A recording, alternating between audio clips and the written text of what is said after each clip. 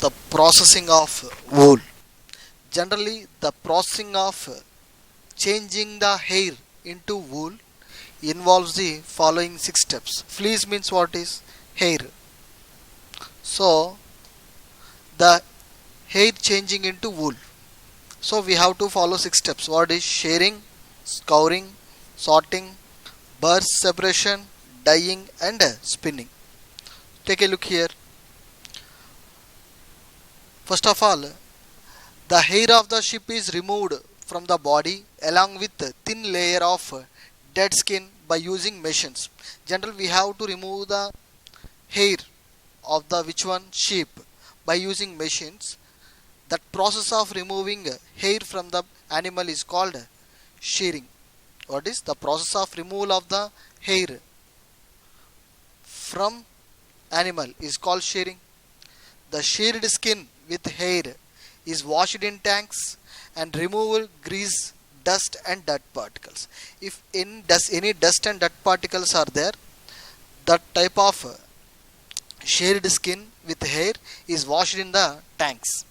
Generally, the process of washing the sheared wool in hot water followed by drying is called scouring. So, the process what we are getting, that is washing the sheared wool in hot water followed by drying is called scouring. And the hairy skin is sent to a factory. After that, what we will do it, the hairy skin is sent to a factory where hairs of different texture are separated. In that factory, different textures of hair is separated. The process of separating of hair of different textures from the hair, from the fleece, is called sorting process. In sorting process, what will happen, students? Separating the hair of different textures from the fleece. Burst separation means the small fluffy fibers called burrs. The small fluffy fibers are called burrs, and these burrs are separated from the hairs and again washed and dried. Again, this is washed and dried. Dyeing. The natural hair of sheep is white, brown and black color. The raw fibers are dyed in different colors. The raw fibers are dyed in different colors. Spinning means what is? The raw fibers are then straightened and combed and rolled into yarns. So when you will be changes into yarns, that is called spinning process. In this process, they are spun and woven into fabric. So finally, spinning process, when you will do it, we will get what is, students? Fabric. So cutting of wool, this is understood or not? In the first process takes place like this, to remove the fleece. Understood or not? So generally we will get fabric. Before the fabric, the fiber strings changes into yarn. If you take that one, that yarns here, these types, long yarn will be there, shorter yarn will be there. The long yarn threads are usually knitted to make sweaters. By using this long yarn, what we have to make that one? Sweaters, mufflers, caps and socks. The shorter yarn threads, the shorter yarns, what will be there? They are woven into fabrics. So could you please tell me, shall we use long yarn or shorter yarns for fabrics? Shorter yarns.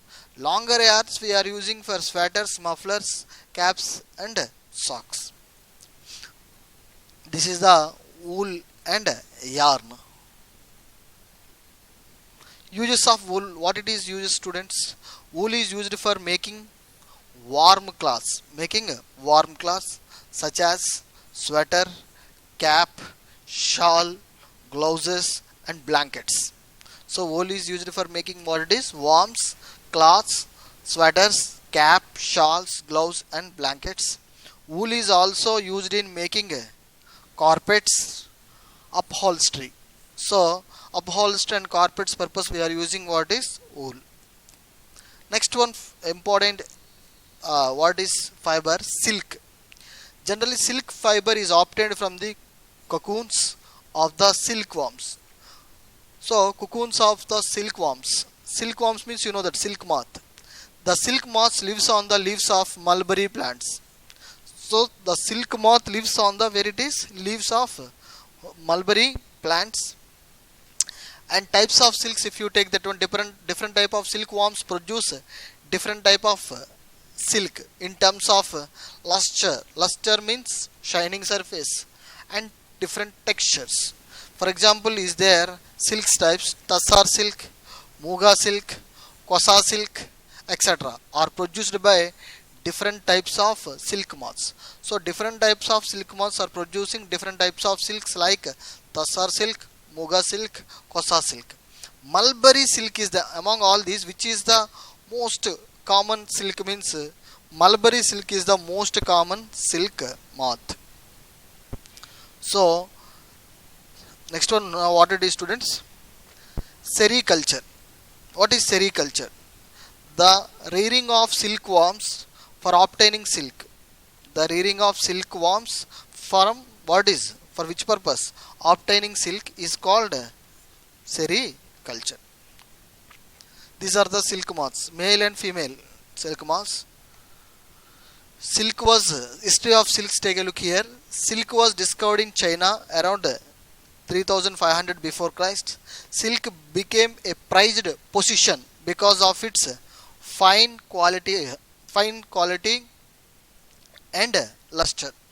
Due to what is fine quality and luster nature, due to that reason used what is silk. Originally it was used by emperors only. In olden days it was used by emperors only.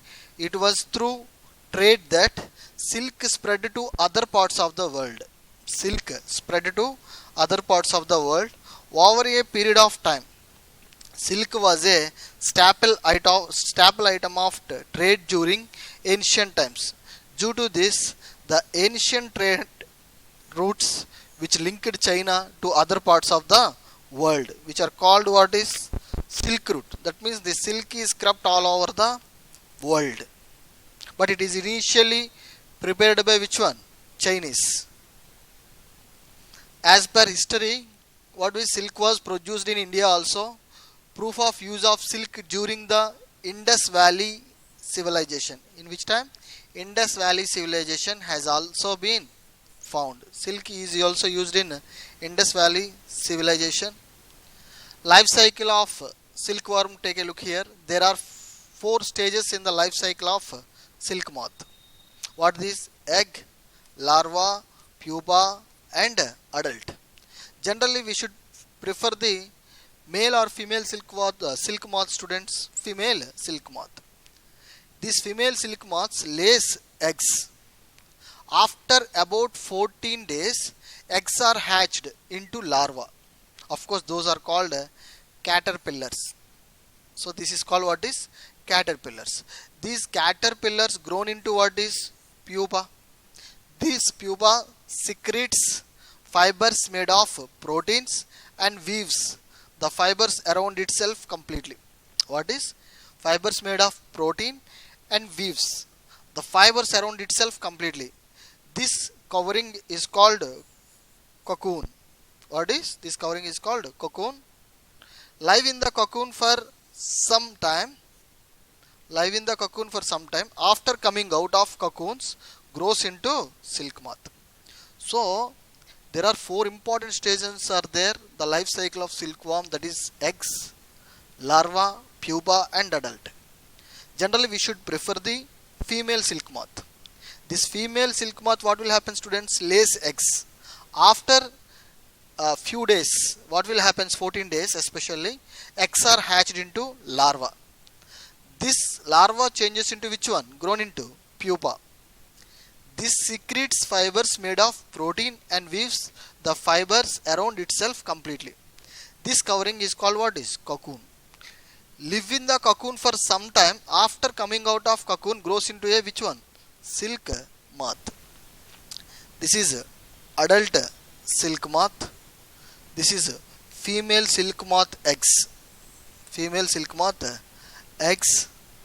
This is silk moth eggs. And these are changes into which one? Caterpillars. These caterpillars converts into pupa stage, cocoons. Understood or not? After that it will be changes into cocoon with developing moth, After that it will changes into adult silk moth. So understood or not? This is the life cycle process of silk moth. These are mulberry tree. This is the mulberry tree, students. Mulberry tree this is. And processing of silk.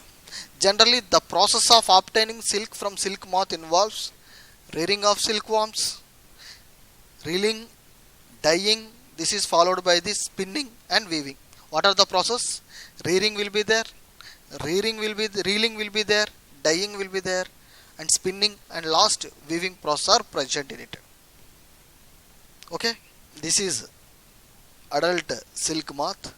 This is the way the eggs how it will be hatched and how it will be used finally. Understood or not? Take a look here. Rearing of silkworms. First step, what is? The female silk moth lays eggs. The eggs are stored over a clean cloth or paper strips. These eggs are where it is stored? Paper strips. The eggs are warmed to a suitable temperature. So we should give in a suitable temperature. Then the eggs are warmed. The eggs hatched into larvae. The eggs hatched into larvae, which are called caterpillars or silkworms. Caterpillars are also called as silkworms. The silkworms are kept in bamboo trays and feeds on mulberry leaves. So we should kept in where it is bamboo trees and feeds on mulberry leaves and grows in size. Day by day the size will be increases. After 30 to 40 days the silkworm stop eating and begins to spin cocoons. To spin what is? Cocoons. Cocoons get hardened because of exposure to air. So why the cocoons become hardened means when you are keeping in air, it is exposed to air. Exposed to air. Inside the cocoon, silkworm develops into silk moth. So inside the cocoon, what the silkworms are there, they will be converted into which one? Silk moths. So this is the rearing of which one? Silkworms. Okay. Initially what will be there? Eggs are there. Eggs will be changes into what is? Larva stage. After that will be changes into silk moths. The reeling of silk. First one is rearing. Now is reeling of silk. The cocoons are collected and kept in sunlight or boiled or exposed to steam. Steam means water vapor. The silk fibers are separated out. The process of taking out the silk thread from the cocoons. So from the cocoons we are separating silk. That process is called reeling. Reeling is done by which one? Machines. This is the machines. These are the machines we are doing which one? Reeling process. Understood or not? Next one, dyeing, spinning and weaving process. Dyeing. The silk fibers are then dyed in different colors. The silk fibers are then dyed in different colors. Spinning and weaving. What is spinning and what is weaving? Dyeing means we could understand. The silk fibers are then dyed in different colors. Spinning means the silk fibers are then spun into threads and woven into different types of silk cloth. After the completion of spinning and weaving, we will get what is a fabric, we will get cloth, we will get that one. So what is spinning and weaving, students? Here the silk fibers are then spun into threads and woven into different types of silk cloths. This is spinning, weaving process. Then we will get different types of which one? Cloths. Different types of cloths, we will get that one. So uses of silk, what is? Silk is a costly fabric. What is? You know, silk is a costly fabric. Silk fiber is used for weaving a cloth and specially traditional dresses in India like sari, kurta, shawl and other wedding cloths. We should prefer what is, students? Silk. And silk had always been prized for its lustrous and fine quality. This is more expensive due to the reason it is having a lustrous nature. Silk is having lustrous nature and maintain fine quality. That's why more expensive. The countries which produce silk on a large scale are China first. China is the first country to produce Which one? More quantity of silk and India. So China, India are there. First one is what is China, after that India. So next one, plant fiber. The common plant fibers are cotton and jute. That's why these are natural fibers. These are obtained from plants and animals. Cotton is obtained from the flower of the cotton plant. So it is where it is obtained from means it is the flower of the cotton plant. Jute fiber is obtained from where it is the stem of the jute plant. Jute fiber is obtained from jute plant. Cotton is obtained from flower of the cotton plant. So cultivation of cotton. How to cultivate the cotton? Generally, cotton is cultivated in black clay soil. It needs warm climate. The sowing of cotton crop is done in early spring. Cotton plants are bushy and about 1 to 2 meters tall. The plant started flowering in about 60 days. How much time will be taken here? 60 days, and give whitish yellow flower. What it will be given? Whitish yellow flower. The flowers turns reddish. The flowers changes into which color? Reddish in a few days. These flowers slowly grow into spherical walnuts like structure. Spherical walnut like structure like this. Spherical walnut like structure. These are called cotton balls. The fibers of cotton grow on these seeds. After some time, green cotton balls turn brown. After few days is going on, what will happen? Green cotton balls changes into brown cotton balls. At maturity, the cotton balls burst open and the white cotton fiber can be seen. After the bursting, we will get white cotton fiber we will obtain. Here, ginning process takes place. What is ginning? The cotton picked up from the plants has seeds in it. The process of removing cotton seeds from pods is called what is ginning process. So in the ginning process, we are removing cotton seeds from pods. Ginning was traditionally done by hand. Nowadays, machines are used in the ginning process. In olden days, we should use that one hands, but nowadays so much technology will be developed. That's why we are using machines. For which purpose? Ginning process. Next one, spinning.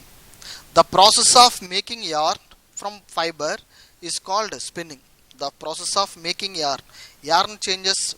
The process of making yarn from fiber is called spinning.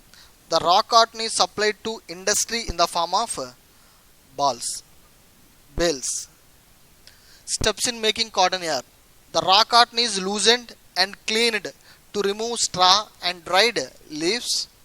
The cleaned cotton is then fed into a machine. What is, students? The cleaned cotton is fed into a finally machine. The cotton fibers are combed, straightened and converted into a rope like structure. Which like structure? It's converted into a rope like structure called sleever. What is called? Sleever. In the sleever process, the cotton fiber are combed, straightened and converted into a rope like structure. That is called what is? Sliver. The sliver of cotton fiber is converted into yarn. The sliver of cotton fiber is converted into yarn by spinning process. By spinning, by using which one? Machines. So in this process, what will happen, students? We are using machines. We do spinning process. By using that process, what will happen? The sliver of cotton fiber is converted into yarn. Next one, weaving. Very important process, weaving. The process of arranging two sets of yarn together to make a fabric. The process of arranging two sets of yarn together to make a fabric is called weaving. The big reels of yarn are called bobbins. These bobbins are used for weaving the cloth. So it is used for which purpose? Weaving the cloth. And cloth is woven on looms. After that they bleached and dyed to give a finish. So when you will kept on looms, then you will get fabric. Knitting. Actually knitting can be done by hand and machine. Just two yarns are used in knitting, while more than two yarns are used, that is called weaving. So slight difference is there, knitting and weaving. Two yarns are used, that is knitting. More than two yarns are weaving. By in this one we use which one? Sweaters, socks, scarf and caps are knitted from the wool. So sweater, socks, scarf and caps are knitted from the wool. Cotton in India. If you take, cotton is cultivated mainly in Maharashtra state, Gujarat state, Haryana, Punjab, Rajasthan, Tamil Nadu and Madhya Pradesh. These states mostly cultivated cotton. What are the uses of cotton? Cotton is mostly used for making cloths of various kinds. Which type of cloths? Towels, bed sheets, curtains, saris. These are made by using which one? Cotton. Jute. Cotton is over. After that, what will be there? Jute. Of course, jute is the fiber which is obtained from the stem of the jute plant. It is cultivated in rainy season.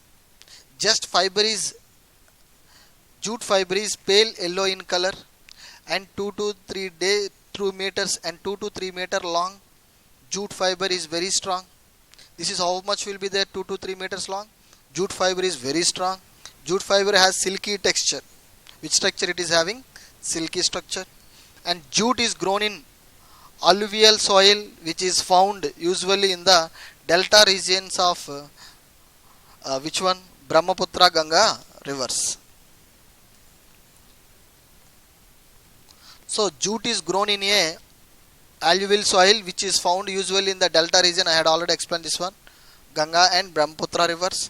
In India, jute is mainly grown in West Bengal, Bihar and Assam.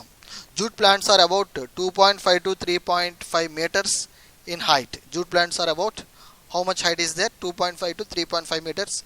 It bears yellow flowers in 3 to 4 months. Jute plants are usually cut at the flowering stage. A good quality fiber is obtained from plants which are cut at the flowering stage. After falling of dry leaves, bundles of dry plants are kept in a pond for a few days.